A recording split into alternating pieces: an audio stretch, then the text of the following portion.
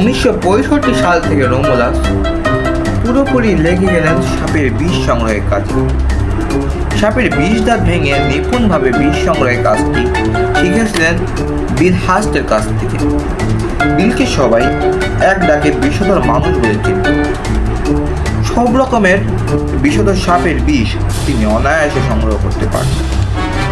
1 গ্রাম সাপের বিষ সংগ্রহের জন্য দরকার 300 ভাইপার সাপ। বিশাল ব্যাপার। এই বিষ দিয়ে তৈরি হয় বিভিন্ন জটিল রোগের ওষুধ। বাহ, চমৎকার! কি শুধু বানিয়ে না খুঁজে পেলাম আমি।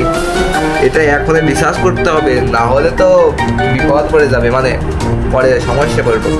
আচ্ছা, এখন থেকে আমি কম্পিউটার রেডি করি।